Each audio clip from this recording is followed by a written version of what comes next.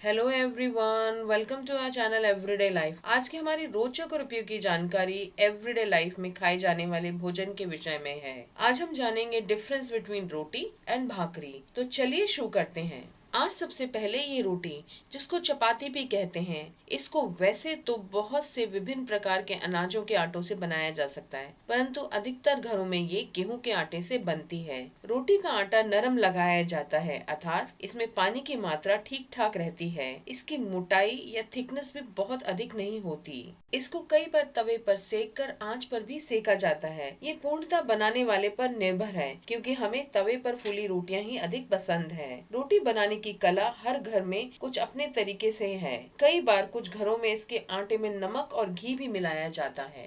रोटी को बनाने के लिए पहले इसका आटा लगाया जाता है, फिर इसे बेलकर सेका जाता है। रोटी को हजारों साल से एवरीडे भोजन में सब्जी और दाल के साथ खाया जा रहा है। पहले ये केवल उत्तर भारत में ही भोजन का हिस्सा थी, परंतु आज ये पूरे भारत भर में प्रचलित है। आज दूसरी है ये भाकरी। ये देश के पश्चिम भाग राजस्थान, गुजरात, महाराष्ट्र आदि में अधिक प्रचलित रही है। इसको बनाने की प्रक्रिया और सामग्री लगभग रोटी के समान है, परंतु इसकी मोटाई रोटी से अधिक होती है।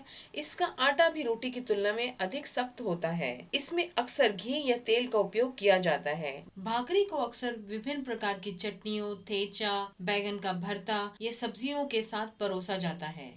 यह है रोटी और यह है भाकरी। यहाँ आप दोनों को देख सकते हैं। ये दोनों भारतीय तरह की बिना खमीरा उठे यानी नॉन फर्मेंटेड तरह की भारतीय फ्लैट ब्रेड हैं। रोटी का आटा केवल आटे और पानी से भी लगाया जा सकता है, जबकि भाकरी के आटे को तेल और नमक डालकर गूंधा जाता है। इसकी प्रमुख भिन्नता इनके आटे गूंदने या लगाने में होती है। इस भाकरी के आटे में पानी की मात्रा 10% तक हो सकती है, जबकि इस रोटी में आटा लगाने के लिए पानी की मात्रा 25% तक हो सकती है। रोटी के गुंदे आटे को सूखा आटा लगाकर बेला जाता है, जबकि भाकरी के गुंदे आटे को ऐसे ही बिना सूखे आटे के बेला जाता है। ये इसके बनाने की प्रक्रिया की एक मुख्य भिन्नता है। इस रोटी की मोटाई इस भाकरी की तुलना में कम होती है। अक्सर भाकरी के किनारे इस तरह से फटे फटे लगते हैं, जबकि रोटी के किनारे चिकने या स्मूथ होते हैं। रोटी का नरम होना इसकी विशेषता है, जबकि खस्ता बन इस भाकरी की। दोनों का स्वाद भी लगभग एक समान है, परंतु मोटे होने के कारण इसमें सौंधीपन का अनुभव अधिक होता है।